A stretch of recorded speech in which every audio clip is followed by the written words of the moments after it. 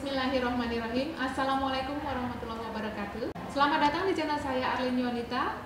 Pada kesempatan kali ini saya kembali mengundang Dokter Kenyorini, spesialis paru, karena ada beberapa pertanyaan dok dari komen-komen. Jadi kita harus jawab nih. Dan semoga nanti yang akan kita sampaikan ini bermanfaat ya buat semuanya. Oke, sebelumnya saya ingin menyampaikan feedback ke belakang bagaimana cerita terjadinya virus corona ini pertama ya. Pada tanggal 31 Desember tahun 2019, Tiongkok melaporkan kasus pneumonia misterius yang tidak diketahui penyebabnya. Kemudian dalam waktu 3 hari, pasien dengan kasus tersebut berjumlah menjadi 44 orang dan terus bertambah hingga saat ini. Pada awalnya, data epidemiologi menunjukkan bahwa 66% pasien berkaitan atau terpajan dengan satu pasar seafood atau live market di Wuhan, Provinsi Hubei, Tiongkok. Sampel isolat dari pasien diteliti dengan hasil menunjukkan bahwa infeksi coronavirus atau jenis beta coronavirus tipe baru diberi nama 2019 novel coronavirus atau 2019 nCoV-2. Dan pada tanggal 11 Februari 2020, WHO memberi nama virus tersebut dengan SARS-CoV-2, yaitu Severe Acute Respiratory Syndrome Coronavirus 2. Dan nama penyakitnya disebut COVID-19 atau Coronavirus Disease. Dan pada mulanya, transmisi virus ini belum dapat ditentukan apakah dapat melalui manusia ke manusia. Kemudian jumlah kasus terus bertambah seiring dengan waktu, akhirnya dikonfirmasi bahwa transmisi pneumonia ini dapat menular dari manusia ke manusia. Dan akhirnya pada tanggal 11 Maret 2020, WHO mengumumkan bahwa COVID-19 menjadi pandemik di seluruh dunia. Gitu dok ya, pengantar ya. Oke, jadi saya ingin menyampaikan, ini ada pertanyaan dari Mbak Siti Malika, ini perawat di RSUD Siconegoro ya. Beliau menanyakan, apa yang harus dilakukan oleh ODP atau PDP jika dia seorang bumil atau ibu menyusui atau yang punya anak salah satunya ada yang positif, itu gimana dok? Oh, ya. Jadi yang ini yang mengkhawatirkan sebenarnya kalau si ibu ini yang sakit. Iya. Jadi kalau kita bicarakan langsung aja ya dok. Ya. Jadi kalau si ibu ini terkena COVID-19 atau confirm, ya, kemudian dia mempunyai bayi atau dia hamil, kemudian dia melahirkan, ya, pada saat dia melahirkan dia harus menggunakan chamber. Ya. Ya. Nanti persalinan ada di chamber itu, jadi si pasien ada di dalam chamber, kemudian dia melahirkan. Nah, setelah melahirkan tidak ada perbedaan antara ODP, PDP, dan confirm. Jadi terhadap bayi semua akan dikerjakan seperti biasa. Tetapi setelah itu bayi harus dipisahkan dari ibunya. Oh, jadi kalau ibunya sakit, untuk menghindari bayi menjadi sakit karena tertular ibu, maka bayi dipisah. Jadi aksinya gimana dok? Aksinya nanti pumping. Aksinya pumping. Ya, karena begini dok, kalau seorang ibu yang confirm, maka bayi yang dilahirkan itu langsung menjadi PDP statusnya. Oh iya, karena kontak erat banget ya. Betul. Jadi nanti kita harus edukasi terhadap si ibu bahwa ibu harus tidak boleh bareng sama si bayi, jadi harus dipisah. Ya. Tetapi kalau si ibu ini tidak mau, maka boleh atau kita kasih edukasi dulu bahwa efeknya adalah nanti si bayi bisa ketular ya. Ya. Nah, kalau memang tetap ibu mesti kekeh untuk tetap menjadi atau rawat gabung bersama dengan bayinya, maka bayinya harus dimasukkan ke dalam satu inkubator yang tertutup. Begitu ya, ribet ya. Iya, jadi kalau pada saat kalau dipumping aja. Iya, jadi dipumping atau kalau ya itu tadi, kalau memang enggak, pokoknya si ibu ini karena ini bayi saya nomor 1 misalnya ya. Jadi pengennya bersanding dengan anaknya, ya sudah enggak apa-apa. Kita edukasi bahwa nanti ada efek samping ke situ sehingga si bayi harus dimasukkan ke dalam inkubator tertutup. Gitu. Nah, pada saat dia menyusui, maka dia harus menggunakan baju APD lengkap, level 3 ya. Waduh, ribet. Kemudian dia baru bisa menyusui anaknya. Iya, memang begitu. Itu kalau ibunya sakit ya dok. Kalau bayinya yang sakit ibunya sehat, berarti tetap boleh ngasih ASI seperti biasa. Boleh, kalau si anak tidak bisa menularkan ke ibunya. Oh, oke. Ya. Kalau ibu hamil nih kan suatu saat akan melahirkan, kalau dia akan melahirkan di rumah sakit sudah ada protokol dari POGI ya, Persatuan Obstetri Ginekologi Indonesia, bahwa semua harus di rapid test. Semoga ketersediaan rapidnya ada ya dok.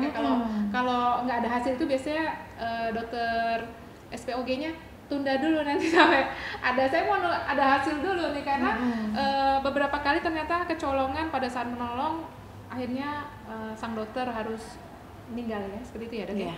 Backgroundnya seperti itu. Kemudian ini dok, kita tahu sekarang ada beredar tentang vaksin ya, misalnya vaksin flu itu ada yang trivalen, quadrivalen, atau vaksin pneumonia biasanya untuk orang lansia ya. Itu ada efek nggak terhadap pencegahan COVID? Ya.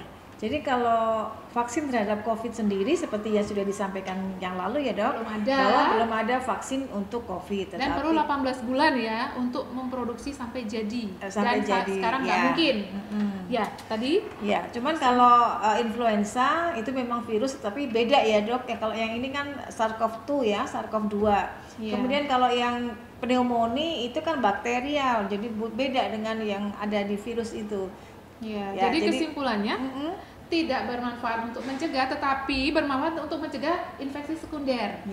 Jadi karena ini penyakit saluran nafas, jadi COVID itu bisa juga akhirnya orang menjadi pneumonia berat karena bakterial, bukan karena coronavirusnya ya dok ya.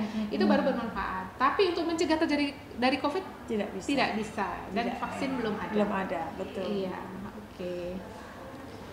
Kemudian ini pada pasien yang PDP kan ada sedang sampai berat, biasanya mereka punya komorbid ya dok.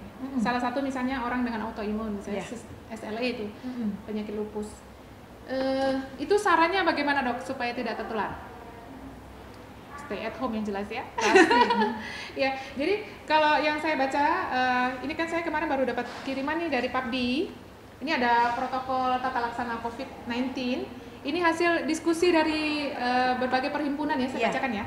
Perhimpunan Dokter Paru Indonesia PDPI, Dokter Genyo, Perhimpunan Dokter Spesialis Kardiovaskuler Indonesia atau PERKI, Perhimpunan Dokter Spesialis Penyakit Dalam Indonesia atau PABDI, Perhimpunan Dokter Anestesiologi dan Terapi Intensif Indonesia Perdatin, dan Ikatan Dokter Anak Indonesia. Jadi udah membuat protokol ini.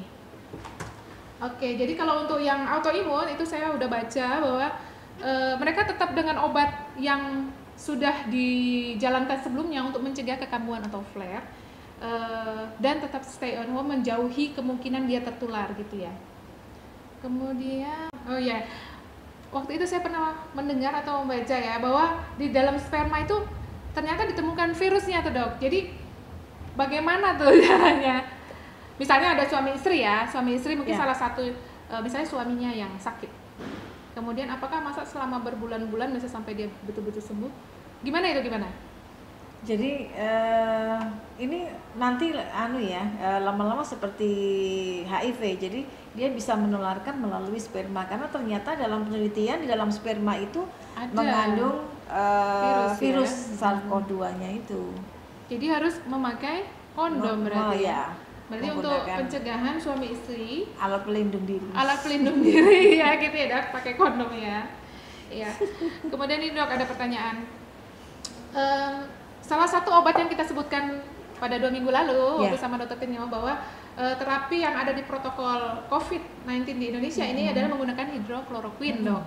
Terus ada yang tanya, dok itu bukan katanya obat malaria ya? Masa orang nggak sakit malaria dikasih obat malaria, itu gimana dok? Ada efek buruk nggak gitu dok? Gimana? Yeah. Jadi hidrokloroquine ini mempunyai efek adalah antivirus, ya. Jadi untuk menghambat replikasi dari virus, sehingga itu akan bermanfaat untuk pasien untuk pasien COVID. Iya, jadi pemirsa kadang-kadang ya obat itu memang ada kegunaan inti, misalnya hidrokloroquine ini intinya adalah anti malaria, tapi dia punya efek-efek yang lain. Jadi nggak selalu satu obat itu hanya satu aja manfaatnya. Dia ternyata pada penelitian berikutnya ditemukan bahwa dia punya efek-efek yang lain, gitu ya. Ya, mesti beberapa jalan dok memang. Satu penyakit, tetapi untuk menyembuhkannya harus dari beberapa arah, sehingga termasuk hidrokloroquin kita bisa pakai untuk pasien Makan COVID. ya. Kemudian ada pertanyaan nih dok, ini kalau orang Indonesia biasa minum jamu ya, ada empon-emponnya gitu. Ada manfaatnya nggak sih itu untuk mencegah, atau kalau orang yang sudah sakit untuk lebih cepat sembuh, ada manfaatnya nggak dok? Itu sekarang laris loh dok. Laris ya. Jadi semenjak booming bahwa empon-empon ini akan menyembuhkan COVID. Terus harga jahe melangit. Iya, langsung banyak pesanan ya. Banyak pesanan. Prinsipnya begini aja loh, bahwa empon-empon itu yang Indonesia tuh kaya terhadap empon-empon ya. Ada jahe, kunyit, ya, serai. Itu semua sebenarnya hanya untuk meningkatkan daya tahan. Ya, misalnya seperti kunyit itu mempunyai efek adalah sebagai anti cancer. Ya, kemudian serai dia bisa menghangatkan. Jadi hanya untuk meningkatkan daya tahan, tetapi tidak bisa membunuh virus tersebut. Jadi tolong dibedakan. Satu, dia membantu imun kita. Dan selain dari makanannya, waktu pertemuan yang lalu dokter sudah jelaskan harus cukup istirahat, makan, stay at home gitu ya. Boleh ditambah vitamin-vitamin, tetapi tidak untuk membunuh virus. Hanya meningkatkan daya tahan tubuh ya. Oke, jadi kalau misalnya pemirsa pengen melanjutkan empon-emponnya, silakan kalau merasa itu terus badannya enak atau nyaman gitu ya dok ya. Iya. Tadi terkait dengan vaksin tadi ya.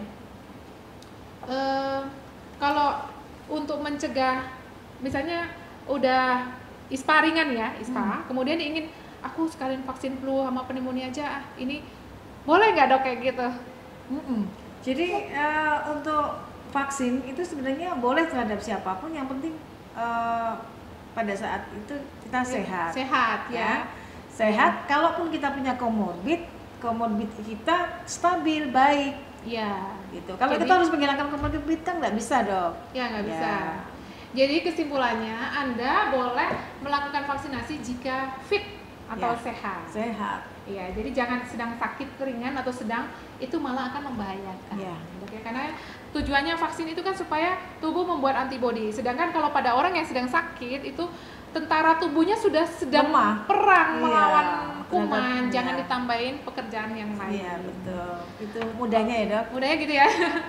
Oke, kemarin saya membaca artikel ini dok, bahwa di Prancis ya, 70 anak sekolah terinfeksi COVID. Jadi di sana setelah dilakukan lockdown terus dibuka, anak-anak mulai masuk sekolah dan kemudian dirapid, ternyata 70 orang diantaranya positif. Dokter ada komen? Gimana dok? Memang kalau menurut saya ya terlalu dini lah kalau misalnya masih keadaan seperti ini, kemudian nanti kita aktiviti normal kembali, sekolah dibuka kembali, maka yang kita khawatirkan adalah itu. Jadi anak-anak yang paling mudah atau rentan terpapar oleh infeksi adalah anak-anak, dia akan mudah terinfeksi. Jadi COVID. kesimpulannya, usulan buat Pemda ya, jangan terlalu cepat membuka sekolah terutama ya. Kita harus melindungi anak-anak juga. Jadi ini kadang memang dari pemerintah sendiri untuk memutuskan suatu buka tutup itu banyak sekali pertimbangannya. Kalau kita dari sisi kesehatannya saja, tidak dari sisi ekonominya ya. Memang ekonomi sangat-sangat terganggu. Oke. Kemudian ini dok,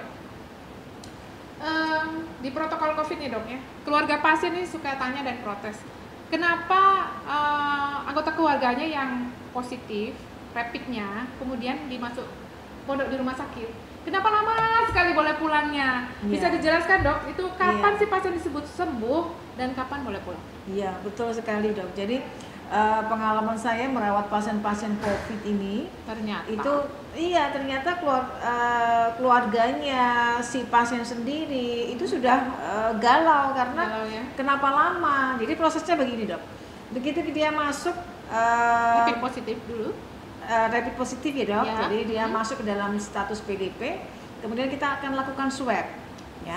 Lakukan swab itu 2 kali dok, dengan waktu yang berbeda. Perbedaan ini 24 jam. Swab pertama ke swab kedua terpaut 24 jam. Setelah itu kita kirim ke laborat yang sudah dituju oleh pemerintah. Kalau di Kabupaten Wonosobo kita merujuknya ke Salatiga. Oke. Nah di sana mungkin pasien dan yang lain tidak mengira bahwa ternyata terdapat antrian yang sebegitu banyak. Seperti kemarin kenapa sampai 2 minggu baru keluar hasil? Karena ternyata di lab tersebut ada penumpukan sampai 2000 sampel. Kita bisa bayangkan. Jadi kapasitasnya melebihi kemampuan untuk pemeriksaan. Iya, padahal satu kali pemeriksaan adalah semampunya mereka adalah 150 sampel. Akhirnya sampel berminggu-minggu kemudian baru selesai. Betul. Akhirnya hasil swabnya akan terlambat juga. Nah, setelah kita dapatkan hasil ternyata memang betul confirm positif COVID-19, maka kita langsungkan pengobatan. Nah, pengobatan ini kan membutuhkan waktu kan, Dok? Nah, dalam pengobatan ini kemudian kita lakukan swab ulang untuk menentukan apakah dia sudah membaik atau sembuh. Walaupun kriteria klinis juga bisa kita pakai, Dok. Tetapi kalau pada saat dari awal dia sudah baik, kita tidak bisa memulangkan pasien tanpa ada swab. Hanya klinis saja tidak mungkin kan. Nah, kita lakukan swab kembali. Swab kembali juga dengan 2 waktu yang berbeda. Kita lakukan 2 hari, kemudian kita kirim lagi ke Salatiga. Ngantri lagi. 2 minggu lagi. Akhirnya jadi delay sekali. Jadi maka kenapa pasien-pasien itu bisa sampai 1 bulan, Dok? 1 bulan ada yang sampai 40 hari. Berarti itu apakah patut dipertimbangkan untuk punya lab sendiri? Supaya tidak numpang di kabupaten lain ya, Dok, karena ngantrinya sampai 2000, sehari 150. Sebenarnya kita punya, Dok, di RSUD itu kita punya alat TCM. Tes bisa cepat molekuler yang punyanya TB. Nah, itu tinggal diganti cartridge-nya dengan punyanya SARS-CoV-2. Cuman memang di RS belum semua yang bisa melakukan, hanya rumah sakit yang dituju oleh pemerintah. Contohnya kalau di daerah sini di Salatiga, di rumah sakit Aryo Wirawan di Salatiga dan di Jogja. Jadi dia akan lebih cepat, hasilnya juga akan cepat. Jadi kriteria sembuhnya tadi saya simpulkan, 1 klinis membaik, 2 kali swab setelah terapi negatif. Jadi 2 kali loh, Dok. 2 kali. Kalau 1 kali tidak boleh ya. 1 kali. Jadi yang pertama misalnya positif, yang kedua negatif, belum. Minggu depannya atau seminggu lagi atau 2 minggu lagi setelah itu dicek lagi? Ya kita periksanya 5 hari gitu. 5 hari dicek lagi, 2 hari lagi. Kalau dua-duanya negatif baru dinyatakan sembuh. Ya. Dan boleh pulangnya jika tidak ada komorbidnya udah stabil. Udah stabil baru boleh pulang. Itu jadi yang sebabnya lama karena swabnya.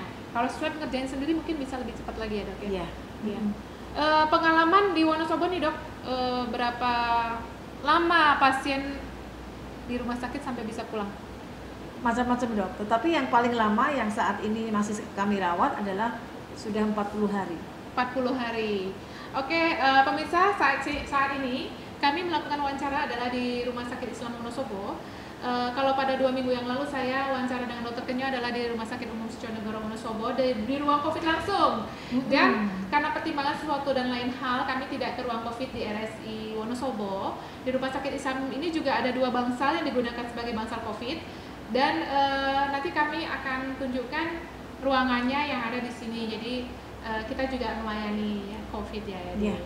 Ini yang terakhir nih, Dok, pertanyaan tentang yang sedang naik daun dibahas tentang herd immunity. Dokter, penjelasannya bagaimana? Kalau herd immunity itu nanti lama-lama jadi semua dibuka ya, mal-mal dibuka lagi ya, Dok? Iya itu, jadi pelonggaran, jadi seolah-olah kita tutup mata bahwa masih ada virus berkeliaran gitu ya? Iya, padahal kita kan masih ini ya, mungkin di Jakarta sudah agak turun ya angkanya, tetapi di daerah-daerah justru akan lebih banyak lagi, karena itu tadi, Dok, yang dari Jakarta sudah pada ini nih, pada pulang kampung apa mudik ya, Dok? Aduh, itu saya nggak mau. Itulah pusing mikirin hanya 2 istilah itu ya. Jadi herd immunity sebenarnya kekebalan individu ya, dalam satu kelompok. Dalam satu kelompok ya. Jadi kira-kira dalam satu kelompok itu saat ada 10% yang sakit, maka dengan imunisasi maka dia akan membentuk suatu kekebalan. Iya. Jadi sebetulnya herd immunity ini sudah ada sebetulnya pada penyakit polio, disentri ya. Iya, dulu sudah ada. Dulu sudah ada, tapi ternyata setelah up-nya berita bahwa ada beberapa kelompok masyarakat yang menolak vaksin atau anti vaksin, akhirnya kasus itu muncul lagi. Ya sebetulnya harusnya targetnya WHO waktu itu adalah eradikasi kasus polio, dan ternyata muncul lagi. Kasus difteri juga begitu, karena sebetulnya dari bayi-bayi yang umur 2, 3, dan 4 bulan itu sudah dikasih vaksin DPT. Ya, gitu, betul. Iya. Ya. Tambahan lagi dok, apa dok? Cuman di kita sekarang COVID kan belum ada imunisasinya. COVID belum ada vaksinnya. Iya. Jadi ada vaksinnya, sehingga kalau kita harus berdampingan seperti penyakit yang sebelumnya, bagaimana orang kita aja tidak punya vaksinnya untuk imunisasi kita. Ya, jadi pemirsa kita diminta untuk membuat kekebalan sendiri. Iya. Melawan sendiri, perang sendiri. Dengan cara apa dok kira-kira? Gitu deh. Dengan cara contohnya adalah gaya hidupnya harus dirubah kita. Misalnya yang hobi makan junk food gitu. Iya. Jadi harus makanannya sehat. Iya. Gitu, jadi dok. Ya dari yang saya baca nih dok, ya mungkin saya sebagai tambahan saja, herd immunity atau kekebalan kelompok ya. Jadi pemirsa, untuk menghasilkan herd immunity itu harus ada 70-80% di kelompok itu yang kebal dari penyakit, atau ada yang menyampaikan juga 90%. Pada kasus yang bisa dilakukan vaksinasi, ini bisa tercapai kalau cakupan vaksinasinya luas. Tetapi pada kasus COVID, kita belum punya vaksin. Jadi kalau memaksakan salah satu solusi, misalnya karena ketidakadaan biaya, Indonesia harus melaksanakan herd immunity, apa yang terjadi? 16 juta orang akan menjadi korban. Jadi mati massal gitu. Jadi jangan sampai ya. Regenerasi ulang mungkin kan. Jadi ini seperti seleksi alam aja nih, siapa yang dengan komorbid tua mungkin harus kalah dari seleksi alam. Betul sekali dok. Itu ya. Ya, jadi yang kasihan ini yang punya komorbid, karena dia akan kalah dengan yang masih muda, yang sehat. Karena dia akan seleksi alam, dia akan hilang. Akan hilang ya. Nah ini dok, ini terakhir ya. Dengar-dengar nih Wonosobo akan PSBB ya. Apa istilahnya karantina wilayah? Iya, tanggal 23 sampai tanggal 30 sampai Mei. Tanggal 30 Mei. Jadi karena Wonosobo sudah red zone, jadi sudah merah banget. Jadi akan dilakukan itu. Sarannya buat penduduk bagaimana nih dok? Karena kita lihat istilahnya orang Wonosobo apa ya? Perpegan. Awal tuh dok, jadi pasar tuh ramai banget, tempat belanja ramai banget, dan itu mereka tidak tahu apakah mereka membawa virus atau tidak, dan bisa sekali tertular ya gitu ya. Memang karena Wonosobo itu sudah yang saat ini ada nomor 3 ya, se-Jawa Tengah. Itu jadi, boleh bangga atau boleh malu atau boleh apa ya? Pemirsa please deh yang di Wonosobo. Jadi kita nomor 3 ini dengan angka real 69 dok. 69 pasien confirm. Ya. Sehingga mungkin itu dasarnya maka pemerintah Kabupaten Wonosobo membuat satu PSBB berat ya, karantina wilayah. Tetapi yang harus kita ingat bahwa karantina itu betul karantina dok. Jadi tidak kemudian karena ini saat Lebaran sehingga dari rumah ke rumah kan sama aja. Ini karantina wilayah. Karantina wilayah mungkin menurut orang awam satu wilayah ini, tetapi sebenarnya kita harus berdiam di dalam rumah, stay at home. Jadi istilahnya itu mudik lokal pemirsa. Jadi kalau di Jakarta itu karena Jabodetabek itu daerah penyangga dari Jakarta itu mereka tuh ke keluarganya yang di sekitar itu namanya mudik lokal. Jadi kalau di sini tampaknya setiap kampung sudah melockdown sendiri. Iya, betul. Iya, tetapi yang di pasar-pasar tetap ramai. Iya. Ya gitu ya. Jadi mungkin kesadarannya masih kurang ya dok. Jadi mungkin stay at home kemudian tetapi tidak stay at home terus. Misalnya ya, ini karena perpegan nih, karena ini mau puasa nih kemarin kan, puasa sehingga rame sekali, pasar rame, kemudian swalayan rame. Ini mau Lebaran juga rame lagi dong. Persiapan mau Lebaran. Ini panik buying nggak sih namanya ini juga ya? Iya mungkin karena ini mau PSBB sehingga panik buying. Oh iya, jadi begitu ya pemirsa. Jadi tidak usah, kalau menurut saya tidak usah panik, semua sudah dihitung oleh pemerintah Kabupaten Wonosobo, kecukupan semuanya sudah insya Allah sudah cukup, jadi tidak perlu panik buying, semua akan bisa teratasi. Yang penting masyarakat itu di rumah, ya tetap stay at home, menjaga lingkungan dan dirinya, terutama diri dan keluarga. Oke, jadi jangan panik. Ya. Ada yang ingin disampaikan lagi sebelum kita tutup, Dok? Tetap stay at home. Tetap stay at Kita- home. Jadi kita- lebaran di rumah aja. Iya, kita belum lepas dari ini ya. Kita karena begini Dok, kita belum pada puncak ini. Ya, belum sampai infeksi puncak corona. pandemik ya. Iya, puncak pandemi. Sehingga kita tidak tahu nih, habis ini kita mau turun apa mau tambah naik nih Dok. Iya, karena seperti di Yogyakarta itu ada klaster Indogrosir ya. Ya. Nah, di sini juga udah mulai ada klaster di pusat perbelanjaan seperti itu. Jadi mungkin sebetulnya mereka yang dicek itu mungkin awalnya sehat, tapi ada orang pulang kampung ke Wonosobo Ya, tuh betul. belanjaannya terjadi interaksi virus perpindahan ke host yang lain. Nampaknya cukup ya Dok ya? Ya, demikian pemirsa. Jangan lupa subscribe, like, and share jika Anda merasa bahwa perbincangan kita ini bermanfaat. Dan jangan lupa tulis di komen jika Anda ingin apa yang akan berikutnya kita bahas. Mungkin next ada yang ingin tanya tentang masalah paru lagi, kita bisa undang lagi Dokter Kenyo. Gak apa-apa ya Dok ya? Next time ya? Insya Allah. Oke, saya tutup. Wabillahi taufiq wal hidayah. Wassalamualaikum warahmatullahi wabarakatuh. Salam safety.